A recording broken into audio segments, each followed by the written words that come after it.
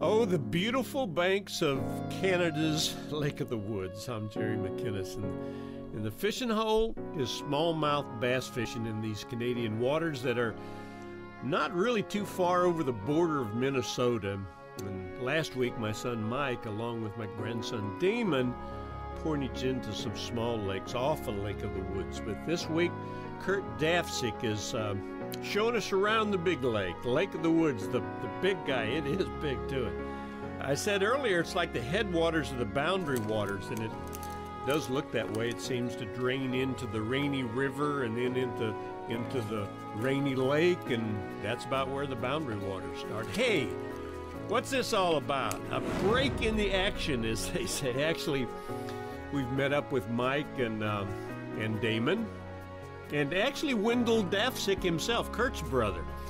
And you guessed it, we've met up with this gang for a shore lunch. I want you to think about this now. We got up real early in the morning, fishing that fresh air all morning and up till noon, worked like son of a guns catching those smallmouth. Then we were faced with stopping, warming up some beans, frying up some fries, and frying up some fresh caught walleye. Wow. I actually just had breakfast a little while ago, but I'm having a hard time watching this. This does give me a good excuse, though, to tell you that Wendell and Kurt, boy, they work their heart outs taking care of their customers at their lodge. And if you want to find out more about Crow Rock, here's a website for you. It's got a lot of good information. You'll see some smallmouth pictures on that will tear you up. And by the way, the walleye that we're eating have come from the Lake of the Woods. And while I was up there, I just concentrated on fishing for smallmouth bass. You know me, it's hard to get me away from those smallmouth. But they've got walleye, northern, and muskie up there that are world class. And Mike and Damon have been in another one of those portage-in lakes harassing the smallmouth, and Kurt and I are back out on the big lake, though. Enough of the lunch.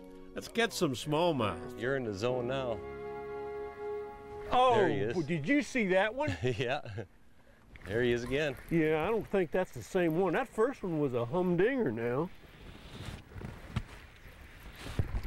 This one's back to the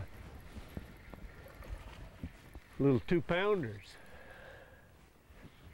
Don't you just hate the smallmouth fish, Kurt? Yeah, it's terrible. I'd rather be painting.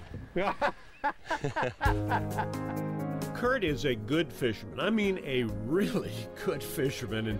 And believe it or not, bass tournaments have made their way to Canada now, and Kurt's right in the middle of them.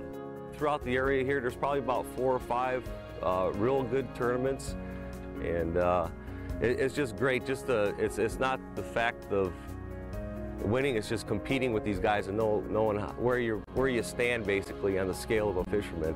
What I have learned over the years is that you know, if you're having a bad day or you think the fishing is tough, the fish are always biting somewhere else. I mean, they're always biting. Somebody's going to bring in a big bag no matter what.